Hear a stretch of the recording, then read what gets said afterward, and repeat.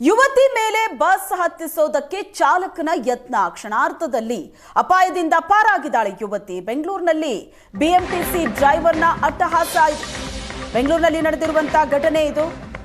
ಯುವತಿ ಮೇಲೆ ಬಸ್ ಹತ್ತಿಸೋದಕ್ಕೆ ಚಾಲಕ ಪ್ರಯತ್ನ ಪಟ್ಟಿದ್ದಾನೆ, ಆದರೆ ಕ್ಷಣಾರ್ಧದಲ್ಲಿ ಅಪಾಯದಿಂದ ಯುವತಿ ಪಾರಾಗಿದ್ದಾಳೆ.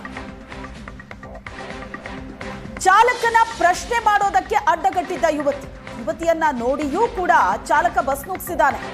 ಬಿಎಂಟಿಸಿ ಬಸ್ ಪಕ್ಕ ಕಾರ್ನಲ್ಲಿ ಬರ್ತಾ ಇದ್ದಂತ ಯುವತಿ ರಸ್ತೆ ಮಧ್ಯೆ ಕ್ಷುಲ್ಲಕ ಕಾರಣಕ್ಕೆ ಇಬ್ಬರ ನಡುವೆ ವಾದ ನಡೆಯುತ್ತೆ. ಕಾರ್ನಿಂದ ಇಳಿದು ಚಾಲಕನಿಗೆ ಯುವತಿ ಪ್ರಶ್ನೆ ಮಾಡ್ತಾಳೆ. ಬಸ್ ಮುಂದೆ ನಿಂತಿದ್ರೂ ಏಕಾಏಕಿ ನುಗ್ಗಿದಾನೆ ಚಾಲಕ. ಬಸ್ ಅನ್ನ ಆಕೆ ಮೇಲೇನೆ ಹತ್ಸೋದಕ್ಕೆ ನೋಡಿದ್ದಾನೆ. ದೃಶ್ಯದಲ್ಲಿ ನೋಡ್ತಾ ಇದ್ದೀರಿ.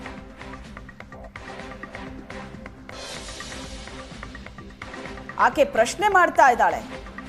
ಆಕೆ ಏನು ಹೇಳ್ತಿದ್ದಾಳೆ ಅನ್ನೋದನ್ನು ಕೇಳಿಸ್ಕೊಳ್ಳದೇನೆ ಬಸ್ ಅನ್ನ ನುಗ್ಗಿಸಿದ್ದಾನೆ.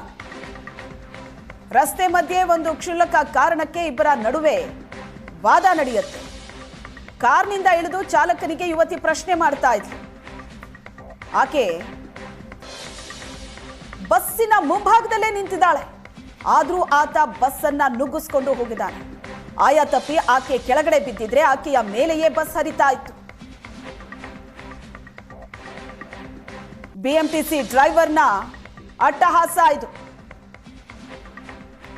ಈ ಬಗ್ಗೆ ಹೆಚ್ಚಿನ ಡೀಟೇಲ್ಸ್ ಕೊಡ್ತಾರೆ ನಮ್ಮ ಪ್ರತಿನಿಧಿ ಶರತ್ ಸಂಪರ್ಕದಲ್ಲಿದ್ದಾರೆ.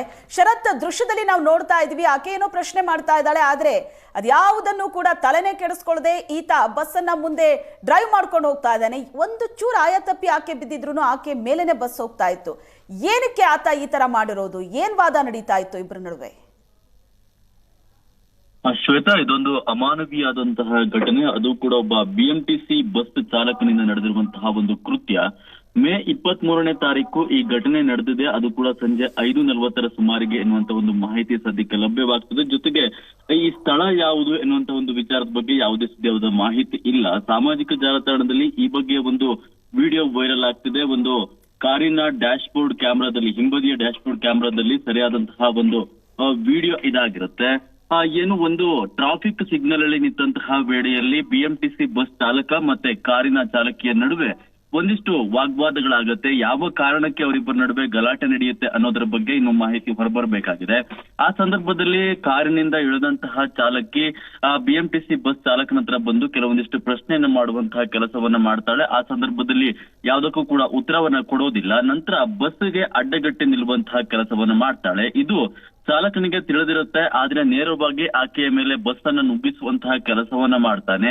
ಕ್ಷಣಾರ್ಧದಲ್ಲಿ ಆಕೆ ಬಸ್ನ ಮುಂಭಾಗದಿಂದ ಹೊರಬಂದಂತಹ ಕಾರಣಕ್ಕೋಸ್ಕರ ಪ್ರಾಣಾಪಾಯದಿಂದ ಪಾರಾಗಿದ್ದಾಳೆ. ಆದ್ರೆ ಒಂದು ವೇಳೆ ಆಯತಪ್ಪಿ ಕೆಳಗಡೆ ಬಿದ್ದಿದ್ರೆ ಅಥವಾ ಆಕೆಗೆ ಹೊರಗಡೆ ಬರೋದಕ್ಕೆ ಸಾಧ್ಯವಾಗದೆ ಹೋಗಿದ್ರೆ ಆಕೆಯ ಪ್ರಾಣ ಅಪಾಯದಲ್ಲಿರುವಂತಹ ಪರಿಸ್ಥಿತಿ ಎದುರಾಗಿರುವಂತದ್ದು ಖಂಡಿತವಾಗಿಯೂ ಆಗ್ತಾ ಇತ್ತು. ಯಾವ ಕಾರಣಕ್ಕೆ ಬಿಎಂಟಿಸಿ ಬಸ್ನ ಚಾಲಕ ಈ ರೀತಿಯಾಗಿ ವರ್ತನೆ ಮಾಡ್ದ ಅಥವಾ ಯಾವುದೇ ರೀತಿಯಾದಂತಹ ಗಲಾಟೆ ನಡೆದಿದ್ರೂ ಕೂಡ ಆ ಸಂದರ್ಭದಲ್ಲಿ ಆತನಿಗೇನೋ ಸಮಸ್ಯೆ ಆಗಿದ್ರೂ ಕೂಡ ಈ ರೀತಿಯಾಗಿ ಪ್ರಶ್ನೆ ಮಾಡದಂತಹ ಮಹಿಳೆಯ ಮೇಲೆ ಬಸ್ನನ್ನ ಹರಿಸುವಂತಹ ಕೆಲಸವನ್ನ ಮಾಡೋದು ಎಷ್ಟರ ಮಟ್ಟಿಗೆ ಸರಿ ಅನ್ನುವಂತ ಒಂದು ಪ್ರಶ್ನೆಯನ್ನ ಸದ್ಯ ಸಾರ್ವಜನಿಕರು ವ್ಯಕ್ತಪಡಿಸ್ತಾ ಇದ್ದಾರೆ. ಜೊತೆಗೆ ಆ ಬಸ್ ನಂಬರ್ ಏನು, ಜೊತೆಗೆ ಆ ಬಸ್ ಓಡಿಸ್ತಾ ಇದ್ದಂತಹ ಚಾಲಕ ಯಾರು, ಆತನ ಮೇಲೆ ಕ್ರಮವನ್ನ ತೆಗೆದುಕೊಳ್ಬೇಕು ಅನ್ನುವಂತ ನಿಟ್ಟಿನಲ್ಲಿ ಸಾರ್ವಜನಿಕರು ಆಕ್ರೋಶವನ್ನು ಕೂಡ ವ್ಯಕ್ತಪಡಿಸುವಂತಹ ಕೆಲಸವನ್ನ ಸದ್ಯಕ್ಕೆ ಮಾಡ್ತಾ ಇದ್ದಾರೆ.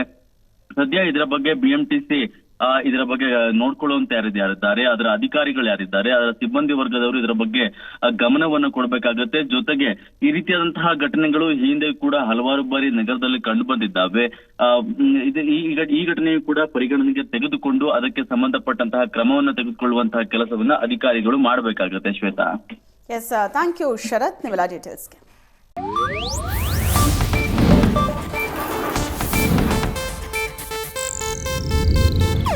ಇದು ಏಷ್ಯಾನೆಟ್ ನ್ಯೂಸ್ ನೆಟ್ವರ್ಕ್ ಪ್ರಸ್ತುತಿ.